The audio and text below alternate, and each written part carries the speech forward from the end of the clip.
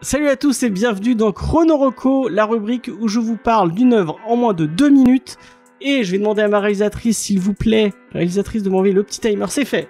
Donc là, ça va être très compliqué de vous parler en moins de 2 minutes du Dernier Sergent de Fabrice No, parce que j'ai eu un vrai coup de cœur pour ce titre.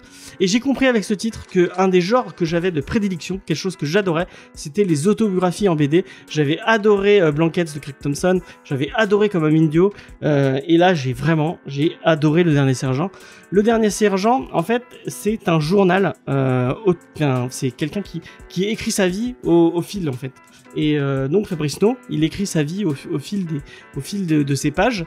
Et malheureusement pour moi, c'est le troisième d'une œuvre qui est assez grosse, parce qu'il y a déjà 2 tomes que j'ai pas lu malheureusement, mais qui m'ont vraiment donné envie. Vraiment, je pense que j'ai eu un coup de cœur pour Fabrice No, et je pense que j'y vais aller lire tout ce qu'il a fait avant, parce que j'ai trouvé ça génial. Et donc on suit la vie, et c'est marrant parce que c'est un peu à rebours, parce que c'est la vie dans les années 90 de Fabrice No, qui est gay à Angoulême, qui est graphiste et gay à Angoulême dans les années 90, et qui est célibataire. Et malheureusement, dans les années 90, pour draguer, c'est un peu compliqué, surtout quand on est gay, c'est un peu compliqué.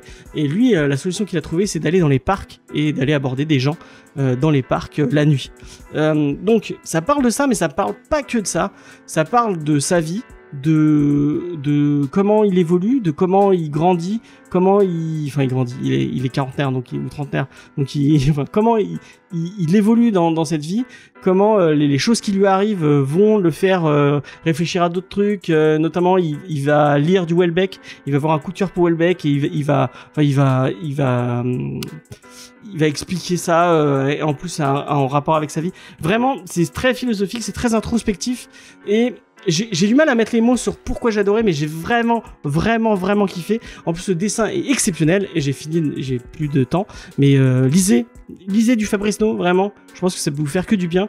Et il y a tellement de thématiques cool. Bon, je vais arrêter de tricher. J'ai vraiment eu un vrai coup de cœur pour ces titres, donc allez-y, achetez-en.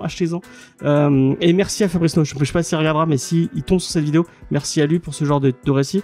En tout cas, moi je vous laisse pour une prochaine. Je vous dis à la prochaine, tout simplement. N'hésitez pas à liker et à commenter cette vidéo si vous avez déjà lu du Fabrice No. J'aimerais bien avoir des retours dessus, parce que pour l'instant je suis la seule personne à avoir lu ce titre dans mon entourage, donc j'ai pas eu de retour, et ça m'intéresse. Et n'hésitez pas à liker, et je vous fais des bisous, et je vous dis à la prochaine. Bye bye.